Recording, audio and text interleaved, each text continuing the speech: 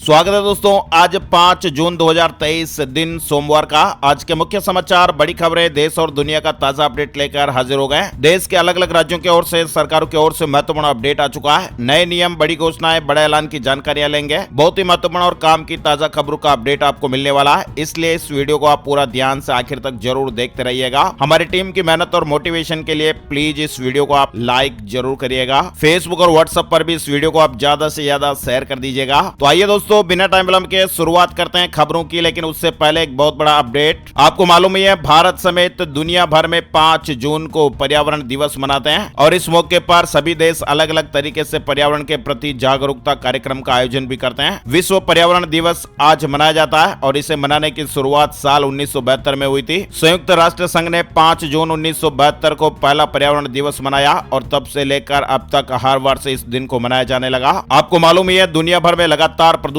बढ़ रहा है और इसी बढ़ते प्रदूषण के कारण प्रकृति पर खतरा भी बढ़ रहा है, जिसे रोकने के उद्देश्य से पर्यावरण दिवस मनाने की शुरुआत हुई, ताकि लोगों को पर्यावरण के प्रति जागरूक किया जाए और प्रकृति को प्रदूषित होने से बचाने के लिए प्रेरित किया जा सके। विश्व पर्यावरण दिवस के लिए हर साल एक खास थीम भी होती है और विश्व पर्यावरण दिवस 2023 की थीम है सॉल्यूशंस टू प्लास्टिक पोल्यूशन, यानी यह थीम प्लास्टिक प्रदूषण के समाधान पर आधारित है। इसके अलावा एक और अपडेट भी आपको बताते हैं। अंत की ओर बढ़ रही है धरती। वैज्ञानिकों ने कहा कि पृथ्वी की 8 में से 7 सुरक्षित सीमाएं खत्म हो गई हैं। ये नया शोध हुआ है जिसे दुनिया भर के 40 वैज्ञानिकों ने किया है। 40 वैज्ञानिकों के इस दल ने बताया कि हवा, मिट्टी, मीठा पानी, जलवायु, जैव विविधता और पानी, ये सभी हमारी और पृथ्वी की सुरक्षा की सीमा है। पृथ्वी तेजी से अपने अंत की ओर बढ़ रही है। इंसानों द्वारा फैलाया जा रहा प्रदूषण उसे निगल रहा है। दुनिया भर के वैज्ञानिकों को अब ऐसी चिंताएं होने लगी है कि अगर ऐसा ही हाल चलता रहा तो पृथ्वी का भविष्य खतरे में पड़ जाएगा। दरअसल एक नया शोध हुआ, रिसर्च हुआ, जिसके मुताबिक पृथ्वी ने अपनी सुरक्षा की 7 सीमाएं हैं वो पार कर ली हैं और अब इसके पास एक अंतिम सुरक्षा सीमा है जिसे जलवायु कहते हैं। वैज्ञानिकों का मानना है कि पृथ्वी 8 लेयर में सुरक्षित थी, जिसमें से 7 लेयर खत्म हो गए हैं। अब आखिरी लेयर यानी क्लाइमेट ही इसकी रक्षा कर रहा है, लेकिन जिस तरह से पृथ्वी की जलवायु बदल रही है, बिगड़ रही है, वो दिन भी अब दूर नहीं जब ये 8वीं लेयर भी समाप्ति की ओर होगी। 40 वैज्ञानिकों के दल ने शोध किया और इस दल ने बताया कि हवा, मिट्टी, मीठा पानी, जलवायु, जैव विविधता और पानी, ये सभी हमारी और पृथ्वी की सुरक्षा की सीमाएं हैं। रिसर्च के बाद ये पता चला कि इन सभी में अब जहर का लेवल काफी ज्यादा हो चुका है और इसी जहरीले होते वातावरण से धरती का पर्यावरण खतरे में पड़ गया है। अब इसका सीधा असर इंसानों की जिंदगी पर पड़ने लगा है। इस शोध में वैज्ञानिकों को पता चला कि पृथ्वी अब खतरनाक स्थिति की ओर बढ़ रही है और अगर ऐसे ही रास्ते पर धरती चलती रही तो आने वाले समय में यह अपने अंत की ओर बढ़ेगी। तापमान को लेकर भी सबसे ज्यादा चिंताएं व्यक्त की गई हैं। साल 2015 में भी संयुक्त राष्ट्र के सदस्य देशों ने कहा था कि पृथ्वी का तापमान 1.5 डिग्री सेल्सियस तक सीमित करना है और दुनिया के 30% भूमि, समुद्र और मीठे पानी के क्षेत्रों में जैव विविधता की रक्षा करेंगे। लेकिन वैज्ञानिक तो ये कह रहे हैं कि हम अपने तय किए गए लक्ष्य को पूरा नहीं कर पाएंगे। पृथ्वी का तापमान जितनी तेजी से बढ़ रहा है वो चिंता का विषय है। विश्व पर्यावरण दिवस के अवसर पर आप लोगों के लिए विस्तारित खबर थी। चलिए आगे बढ़ते दोस्तों, बड़ी खबर आ रही है। आषाढ़ महीने की आज से शुरुआत होने जा रही है। इस पवित्र महीने में पूजा और दान का भी विशेष महत्व बताया गया है। आषाढ़ के महीने में भगवान सूर्य की विशेष रूप से पूजा आराधना करने के साथ ही मंगल देव की पूजा करने की भी परंपरा है। इसके अलावा आषाढ़ का महीना भगवान शिव और भगवान विष्णु जी की पूजा और समर्पण का महीना भी माना जाता है। हिंदू पंचांग का चौथा महीना आषाढ़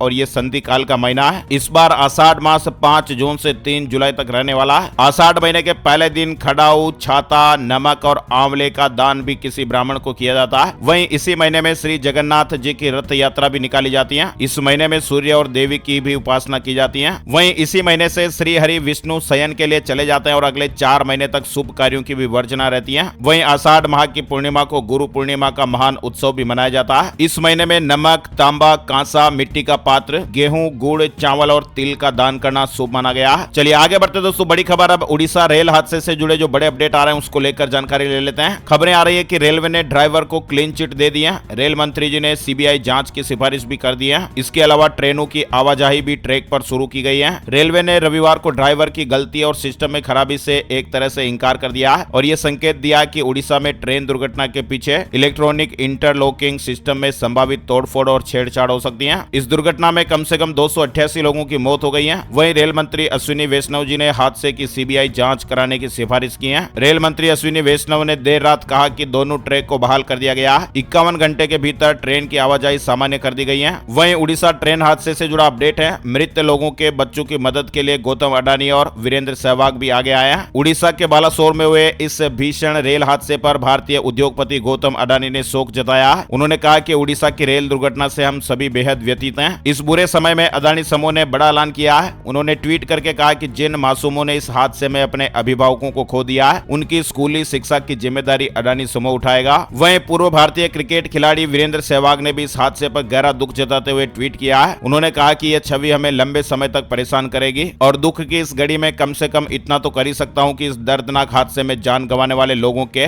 बच्चों की पढ़ाई का ध्यान रखूं। वीरेंद्र सहवाग ने कहा कि मैं ऐसे बच्चों को सहवाग इंटरनेशनल स्कूल के बोर्डिंग फैसिलिटी में फ्री शिक्षा का ऑफर देता हूं। रेल मंत्री अश्विनी वैष्णव ने कहा कि रेलवे सुरक्षा आयुक्त ने मामले की जांच की है और जांच रिपोर्ट आने दीजिए, लेकिन हमने घटना के कारणों और इसके लिए जिम्मेदार लोगों की पहचान कर ली है। यह इलेक्ट्रॉनिक इंटरलॉकिंग में बदलाव के कारण हुआ है। अभी हमारा फोकस रेलवे ट्रैक पर ट्रेनों के सुचारू रूप से परिचालन की बहाली पर है। रेल मंत्री अश्विनी वैष्णव जी का गला रुंधा, भावुक होकर उन्होंने कहा कि हमारी ड्यूटी अभी खत्म नहीं हुई है। भारतीय रेल के इतिहास की सबसे बड़ी त्रासदी हुई हालात से इमोशनल रेल मंत्री अश्विनी वैष्णव का गला रुंधाया, भावुक होकर उन्होंने कहा कि ड्यूटी खत्म नहीं हुई है। वहीं उड़ीसा रेल हादसे पर बड़ी खबर भी आ रही है कि बिना टिकट सफर करने वाले यात्रियों को भी मुआवजा मिलेगा। वहीं उड़ीसा के बालासोर में हुआ यह ट्रेन हादसा अब सुप्रीम कोर्ट भी पहुंच गया है। इस याचिका में सुप्रीम कोर्ट के वकील ने इस हादसे की जांच सुप्रीम कोर्ट के रिटायर्ड जज के नेतृत्व में एक एक्सपर्ट कमेटी से कराए जाने की मांग की है। वहीं याचिका में अपील की गई है कि सभी ट्रेनों में कवच लगाए जाएं। उड़ीसा हादसे के बाद फंसे यात्रियों के लिए पुरी हावड़ा के बीच स्पेशल ट्रेनें चलाने का भी फैसला हुआ है। पुरी और हावड़ा के बीच 3 विशेष ट्रेनें चलाई जाएगी। इस बारे में रविवार 4 जून को एक आधिकारिक बयान में इस तरह की जानकारी सामने आई। वहीं बड़ी खबर आ रही है, भारतीय कुश्ती संघ WFI के पूर्व अध्यक्ष ब्रिजभूषण शरण सिंह की गिरफ्तारी की मांग कर रहे रेसलर्स विनेश फोगाट, साक्षी मलिक और बजरंग पूनिया ने केंद्रीय गृह मंत्री अमित शाह से मुलाकात की है और ये मुलाकात शनिवार देर रात करीब 11 बजे हुई थी। करीब 2 घंटे तक अमित शाह के निवास पर मीटिंग चली। वहीं अयोध्या से जुड़ी खबर, राम मंदिर निर्माण पर अब तक 345 करोड़ रुपए खर्च, दुनिया के कुछ चुनिंदा मंदिरों में यह शामिल होगा।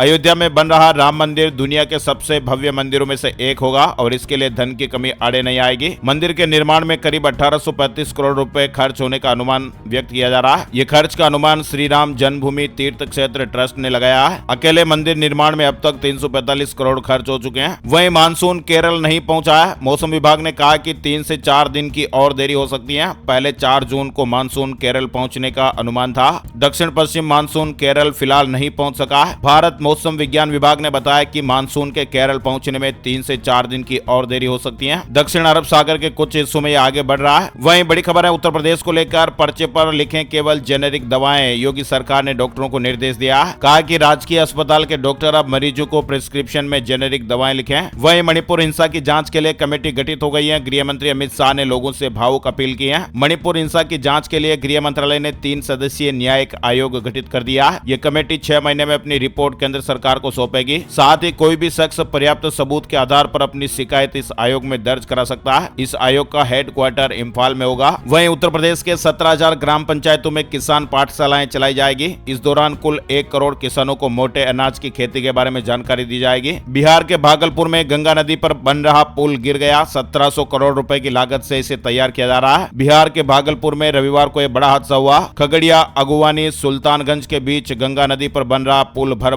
कर गिर गया। इस हादसे का एक खौफनाक वीडियो भी सामने आया जो सोशल मीडिया पर वायरल हो रहा है। बड़ी खबर आई है, भारत ने रूस से जमकर खरीदा कच्चा तेल, रिकॉर्ड बन गया है। दरअसल भारत बड़ी मात्रा में रूस से कच्चा तेल खरीद रहा है। ओपेक देशों के कच्चे तेल की मात्रा में गिरावट आई है। भारत का रूस से सस्ते कच्चे तेल का आयात मई महीने में रिकॉर्ड ऊंचाई पर पहुंच गया। वहीं बड़ी खबर आ रही है, खराब मौसम का टीवी और रेडियो पर अलर्ट मिलेगा। एनडीएमए दुनिया का सबसे बड़ा वार्निंग अलर्ट प्रोग्राम बना रहा है। नेशनल डिजास्टर मैनेजमेंट अथॉरिटी यानी एनडीएमए ने हाल ही में एक मोबाइल फोन पर मैसेज भेजकर खराब मौसम का अलर्ट भेजने की शुरुआत की है और अब खबर आ रही है कि जल्दी टीवी और रेडियो पर भी खराब मौसम को लेकर वार्निंग अलर्ट मिलना शुरू हो जाएगा। यानी एक प्रोग्राम बनेगा जिसके जरिए अगर आप टीवी वगैरह देख रहे हैं तो भी अचानक ब्रेकिंग न्यूज की तरह खराब मौसम का वार्निंग अलर्ट टीवी स्क्रीन पर दिखाई देगा। साथ ही अगर आप रेडियो पर गाना सुन रहे हैं तो गाना बीच में ही बंद हो जाएगा और वार्निंग अलर्ट आपको सुनाया जाएगा ताकि लोग अपने बचाव के लिए कदम उठा पाए। मध्य प्रदेश से जुड़ी बड़ी खबर आ रही है, परशुराम जयंती पर सरकारी छुट्टी, संस्कृत पढ़ने वाले छात्रों को छात्रवृत्ति, पुजारियों को हर महीने 5,000 रुपए। दरअसल मध्य प्रदेश के सीएम शिवराज सिंह चौहान ने यह बड़ा ऐलान किया है कि राज्य में अब पुजारियों को 5,000 रुपए हर महीने दिए जाएंगे। इसके अलावा सीएम ने ब्राह्मण महाकुंभ में ऐलान किया कि मंदिरों की जमीनें भी पुजारी 1 साल के लिए लीज पर दे सकेंगे। यह भी ऐलान हुआ कि मध्य प्रदेश में मंदिरों की कोई भी जमीन कलेक्टर नीलाम नहीं करेगा। चलिए आगे बढ़ते दोस्तों, बड़ी खबर भी मध्य प्रदेश प्रदेश को लेकर ही आ रही है। मध्य प्रदेश सरकार ने महिलाओं के बैंक खातों में सगुन का 1-1 रुपया डाला। 10 जून को जबलपुर में मुख्य कार्यक्रम आयोजित होगा। यानी मध्य प्रदेश में लाडली बहनी योजना के अंतर्गत 10 जून को प्रदेश की 1,25,06,145 महिलाओं बहनों के बैंक खातों में 1-1 हजार रुपए सरकार जमा कराएगी। 10 जून को जबलपुर में मुख्य कार्यक्रम होगा। ऑनलाइन शॉपिंग करने वालों के लिए जरूरी अपडेट खबर आई है अमेजन को लेकर। आप भी ऑनलाइन शॉपिंग वगैरह करते होंगे और कई बार लोगों को ये शिकायत रहती है कि मोबाइल फोन मंगवाया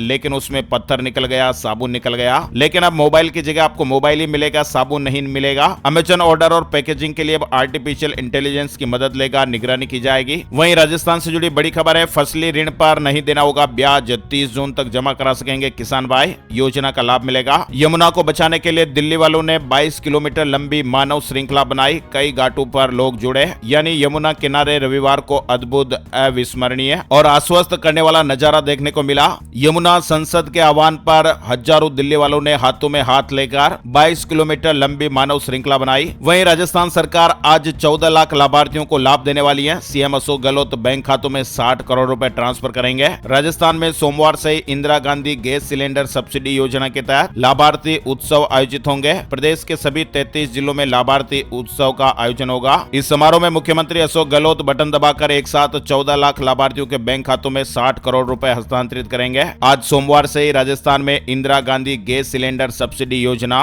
का पैसा खाते में मिलने लगेगा। राजस्थान सरकार द्वारा 76 लाख उपभोक्ताओं को मात्र 500 रुपए में गैस सिलेंडर उपलब्ध करवाने का निर्णय लिया गया है। केंद्र सरकार की उज्ज्वला योजना में चयनित परिवारों के साथ ही बीपीएल श्रेणी के गैस कनेक्शन धारक परिवार इस योजना के पात्र हैं। Indira Gandhi gas cylinder subsidy योजना में रजिस्ट्रेशन करवाने के बाद गैस कंपनियों से प्राप्त ट्रांजैक्शन डेटा के आधार पर महीने में 2 बार अंतरराशि उपभोक्ता के जन आधार से लिंक बैंक खाते में स्वतः ही जमा हो जाएगी और आज सोमवार से इसकी शुरुआत होने जा रही है। वहीं बड़ी खबर है, गंगा घाटों हरिद्वार हर की पैड़ी पर जाने वालों के लिए बड़ा अपडेट आया। ये काम नहीं किया तो फिर प्रवेश नहीं मिलेगा। अगर आप भी तीर्थ यात्रा पर उत्तराखंड आ रहे हैं तो जरूरी खबर है। MP, Rajasthan, Delhi NCR, UP सहित देश के अन्य राज्यों से आने वाले तीर्थ यात्रियों के लिए अपडेट आया है। हर की पैड़ी पर जूते चप्पल पहनकर जाने से रोक लगाने की तैयारी की जा रही है। जिला अधिकारी की ओर से इसके लिए प्लान भी तैयार किया जा रहा है। 5 अलग अलग जगह पर जूता स्टॉल और सामान घर बनाने की योजना है। वर्तमान में हर की पैड़ी के ब्रह्म कुंड में कोई भी व्यक्ति जूते चप्पल पहनकर नहीं जा सकता है। श्री गंगा सभा की ओर से इस पर रोक है। हालांकि इसके लिए इंतजाम भी किए जाएंगे। हर की पैड़ी पर सर्दियों में नंगे पैर यात्रियों को ठंड ना लगे और गर्मियों में पैर ना जले, इसके लिए कालीन बिछाई जाएगी। यात्रियों को दिक्कत ना हो, इसके लिए काम किया जाएगा। बड़ी खबर देख पा रहे हैं, केदारनाथ यात्रा के लिए ऑफलाइन और ऑनलाइन पंजीकरण पर रोक बरकरार है। ऑफलाइन पंजीकरण पर लगी रोक को 3 जून से बढ़ाकर 10 जून किया गया, जबकि ऑनलाइन पंजीकरण पर 15 जून तक रोक लगी हुई है। केदारनाथ धाम की यात्रा के पंजीकरण के लिए तीर्थ यात्रियों को भी इंतजार करना होगा। वहीं बड़ी खबर, हिमाचल प्रदेश वेदर अपडेट। शिमला में ओलावृष्टि से सब्जियों की फसलें तबाह हो गई। प्रदेश में 5 दिन मौसम खराब रहने का अनुमान है। वहीं उत्तर प्रदेश से जुड़ी खबर आ रही है। अब मेट्रो कार्ड से यात्रा के साथ साथ आप व्यावसायिक प्रतिष्ठानों में खरीदारी भी कर पाएंगे, खास ऑफर्स भी मिलेंगे। कानपुर मेट्रो द्वारा जारी किए गए एनसीएमसी कार्ड से अब कानपुर वासी न सिर्फ मेट्रो का सफर करेंगे बल्कि कई व्यावसायिक प्रतिष्ठान, होटलों, रेस्टोरेंट में खरीदारी भी कर पाएंगे। वहीं राजस्थान से जुड़ी एक अलर्ट करने वाली खबर है। अंडरगारमेंट बेचने वाली कंपनी का डेटा हैक कर लिया गया और 15 लाख गर्ल्स की पर्सनल इंफॉर्मेशन चुरा ली गई। राजस्थान एसओजी टीम ने एक बड़ा खुलासा करते हुए एक शख्स को गिरफ्तार किया है। बताया जा रहा है कि आरोपी शख्स 15 लाख युवतियों के नाम, पता, मोबाइल नंबर और अंडरगारमेंट की साइज चुराकर लॉन्ड्री कंपनी को ब्लैकमेल कर रहा था। आरोपी उदयपुर का रहने वाला बताया जा रहा है। बदमाश को पुलिस ने धर दबोचा। वहीं जम्मू कश्मीर से जुड़ी बड़ी खबर, 28,000 कर्मचारी आईटी विभाग की रडार पर हैं। सीए सहित 404 करदाताओं के खिलाफ 2 मामले दर्ज हुए हैं। यानी जम्मू कश्मीर में कार्यरत 28,000 से अधिक सरकारी कर्मचारी आयकर विभाग की जांच के दायरे में हैं। कथित तौर पर इन्होंने करोड़ों रुपए के फर्जी रिफंड का दावा किया था। हरियाणा वेदर से जुड़ी खबर भी आई है। पश्चिमी विक्षोभ के असर से कुछ जगहों पर बूंदाबांदी हुई। 5 से 7 जून तक आंशिक प्रभाव देखने को मिल सकता है। इसके अलावा छत्तीसगढ़ से बड़ी खुशखबर आ रही है। होमगार्ड जवानों के सैलरी में बढ़ोतरी हुई है। राज्य सरकार ने उनके मानदेय में बढ़ोतरी की है और ये वृद्धि रैंक वाइज की गई है। न्यूनतम 6,300 रुपए से लेकर अधिकतम 6,420 रुपए हर महीने की वृद्धि की गई है। वहीं पंजाब में 6 जून को ऑपरेशन ब्लू स्टार की 39वीं बरसी से पहले निदेशालय पुलिस ने अमृतसर समेत पूरे पंजाब की सुरक्षा बढ़ा दी है। अमृतसर में 3000 जवान तैनात, पूरे पंजाब में अर्धसैनिक बलों की 11 कंपनियां भी मुस्तैद कर दी गई हैं। मध्य प्रदेश के इन किसान भाइयों को 6000 की जगह सालाना मिलेंगे 10,000 रुपए। जी हां दोस्तों, केंद्र सरकार की प्रधानमंत्री किसान सम्मान निधि योजना के तहत किसानों को सालाना 6000 रुपए मिलते हैं। वहीं मध्य प्रदेश में किसान भाइयों के लिए नई स्कीम की शुरुआत भी है। इस योजना का नाम है मुख्यमंत्री किसान कल्याण योजना और इस स्कीम के तहत सरकार 4000 रुपए की आर्थिक मदद देती है। यानी पीएम किसान योजना के 6000 रुपए और सीएम किसान कल्याण योजना के 4000 रुपए मिलाकर एमपी के किसानों को हर साल 10,000 रुपए मिल रहा है। किसान कल्याण योजना का लाभ वही कृषक उठा सकते हैं जो पीएम किसान सम्मान निधि योजना से जुड़े हुए हैं। वहीं किसान का मध्य प्रदेश का मूल निवासी होना जरूरी है। मध्य प्रदेश में 11 लाख किसानों को ब्याज माफी मिलनी है। 8 लाख लोगों ने इसके लिए आवेदन कर दिया है। वहीं बागेश्वर धाम के बाबा धीरेन्द्र शास्त्री बद्रीनाथ पहुंचे, देवभूमि पहुंचकर संदेश दिया। उन्होंने कहा कि अगर आपको भी कभी समय मिले तो यहाँ जरूर पधारना। वहीं बेरोजगार छात्रों को भत्ता देगी कर्नाटक सरकार, युवा निधि के लिए आदेश जारी हुआ है। कर्नाटक चुनाव में कांग्रेस को बड़ी जीत दिलाने में उसकी 5 गारंटी के वादों ने बड़ी भूमिका निभाई थी। अब चुनाव जीतने के बाद सिद्धारमैया सरकार ने अपने वादों पर काम करना शुरू भी कर दिया है और इसके तहत कर्नाटक सरकार ने एक आदेश जारी किया जिसमें स्नातक पास और डिप्लोमा धारियों को बेरोजगारी भत्ता देने की बात कही गई है। स्नातकों को 3000 रुपए प्रति माह और डिप्लोमा धारकों को 1500 रुपए हर महीने दिए जाएंगे। ओवर टाइम ड्यूटी में कर्मचारी दोगुना मेहनताने का हकदार, जबलपुर हाईकोर्ट का यह बड़ा फैसला सामने आ रहा है। मध्य प्रदेश में उपभोक्ता कर्मचारी संघ के कर्मचारियों से जुड़े एक मामले में जबलपुर हाईकोर्ट ने बड़ा फैसला सुनाया। कोर्ट ने स्पष्ट किया कि संस्था में जरूरत के हिसाब से यदि कोई कर्मचारी ओवर टाइम करता है तो वह दोगुने मेहनताने का हकदार है। वहीं पंजाब में भगवंत मान सरकार ने शिक्षकों के लिए बड़ा फैसला लिया है। शिक्षा मंत्री जी ने ये बात कही है। शिक्षा मंत्री जी ने कहा कि भगवंत मान के नेतृत्व वाली पंजाब सरकार ने सीमावर्ती जिलों में तैनात अध्यापकों से किए गए वादे को पूरा करते हुए ऐसे अध्यापकों को एक बार की विशेष छूट देने का फैसला किया है जो परीक्षण अवधि पूरा नहीं करते या फिर स्कूल में 2 वर्ष रहने की शर्त को पूरा नहीं करते। वहीं मुंबई की एक सत्र न्यायालय ने यौन उत्पीड़न के एक मामले में बड़ा फैसला सुनाया है। अदालत ने कहा कि ऑफिस में किसी महिला कर्मचारी से सार्वजनिक तौर पर यह कहना कि तुम्हारा फिगर बहुत अच्छा है और उसे बाहर डेट पर चलने के लिए कहना यौन उत्पीड़न के दायरे में आता है और ऐसे में अग्रिम जमानत याचिका खारिज कर दी गई। वहीं सोनीपत महापंचायत में बोले बजरंग पूनिया, एक साथ लड़ने से मिलेगी जीत, अब पहलवानों की पंचायत में होगा फैसला। राजधानी दिल्ली से जुड़ी खबर है। लंबे अरसे से एक ही पद पर डटे अधिकारियों और कर्मचारियों की रिपोर्ट तलब की गई है। वहीं पश्चिम बंगाल में दुनिया का सबसे महंगा आम उगाया गया। 1 किलो आम की कीमत 2,70,000 रुपए। वहीं एक आम 90,000 रुपए का भी बिकता है। पश्चिम बंगाल के बीरभूम के दुबराजपुर में दुनिया का सबसे महंगा आम मियाजाकी उगाया गया। ताइवान में आमने सामने यूएस और चीन, अमेरिकी वॉरशिप के सामने आया ड्रैगन का जहाज। पिछले हफ्ते फाइटर जेट से तनाव बढ़ा था। ताइवान की समुद्री सीमा में तैनात अमेरिकी वॉरशिप और चीन का मिलिट्री शिप आमने सामने आ गए। दोनों जहाज महज 150 मीटर की दूरी पर थे और इसके बाद चीन का जहाज वहां से निकल गया। अमेरिका ने कहा कि यह उकसाने वाली हरकत है। सोने चांदी के रेट अपडेट शनिवार और रविवार को हम नहीं बताते हैं। सोमवार से शुक्रवार तक का ताजा अपडेट मिलता है। अब बात कर लेते हैं दोस्तों वेदर न्यूज एंड एनालिसिस में संपूर्ण भारत का आज 5 जून 2023 का मौसम पूर्वानुमान। मौसम की जानकारी का ताजा अपडेट आ गया है। स्काईमेट वेदर अपडेट के मुताबिक 5 जून की रात से एक और पश्चिमी विक्षोभ के पश्चिमी हिमालय तक पहुंचने की संभावना है। इसके अलावा एक चक्रवाती हवाओं का क्षेत्र दक्षिण पश्चिमी राजस्थान और आसपास के क्षेत्रों पर बना हुआ है। अगले 24 घंटों के दौरान मौसम की संभावित गतिविधियों में